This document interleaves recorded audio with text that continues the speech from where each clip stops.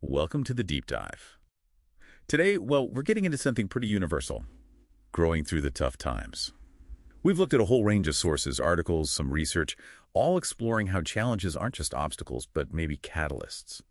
Our mission, really, is to pull out the key insights on how adversity instead of breaking us, might actually build us up, make us stronger, more resilient.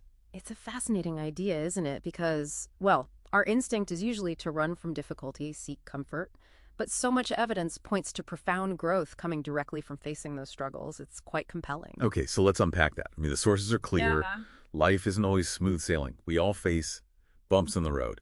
Things like career setbacks, maybe personal heartbreak, health issues, money worries, even just the day-to-day grind feeling overwhelming.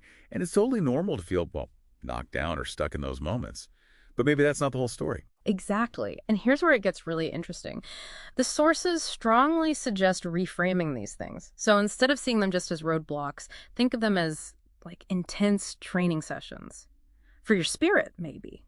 There's this powerful analogy that kept coming up the tree in a storm. It doesn't just stand there rigid, right? It bends, its roots actually dig deeper for stability, and it emerges stronger, more resilient. That image of the roots digging deeper. Yeah, clicks. Apparently, something similar happens in our brains, this idea of neuroplasticity under pressure, forging new pathways. So, okay, the tree gets stronger. How do we do that? What does growing through tough times actually involve, practically speaking, beyond just, gritting our teeth and getting through it? Well, it seems to involve leaning into the discomfort, not a punishing way, but acknowledging the pain, the fear, the frustration, without letting it shut you down. It's about finding the courage for just one more step, even when you feel completely drained. One more step.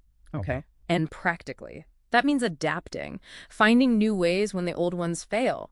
Maybe that's having a tough conversation. Maybe it's learning a new skill that feels impossible at first. It's active. Right. It's not passive endurance. And what's fascinating, too, is how the sources link this to looking inward. It seems these tough times almost force you to pause and figure out what truly matters, your values, your priorities. They really do. It strips away the superficial sometimes. One study mentioned how reflecting after the challenge, really processing it, led to more sustained growth than just focusing on getting through the emotion of it. Interesting. So it's the reflection after that cements the growth. Seems that way. The sources argue these experiences forge character, they sharpen your perspective, and, importantly, deepen empathy for others going through similar stuff. Yeah, that makes sense. Yeah. There's that idea, too, that every scar tells a story of survival. It's like you don't just come out the other side unchanged. You come out with maybe a new skill or a deeper understanding. Yeah. And definitely a sense of accomplishment, right?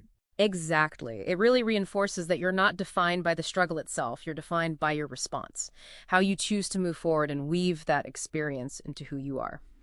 So connecting this to the bigger picture then, it's really a reminder for you listening that you have this incredible capacity inside.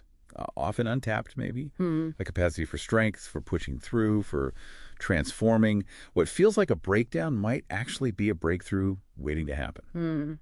Absolutely. So the core takeaway from this deep dive, it's really an invitation. Lean into those tough moments. Don't just shy away instinctively. Yeah, so next time things feel hard, maybe instead of just asking, why is this happening? Try asking, okay, what can I learn here? How can this make me stronger? Right. And one final thought the material offers. Definitely seek support. That's crucial. Your community, friends, family. But also, trust your own inner wisdom. There's a strength in there. The idea is to commit not just to surviving the storm, but to actually thriving through it. You emerge, elevated, refined, more truly yourself.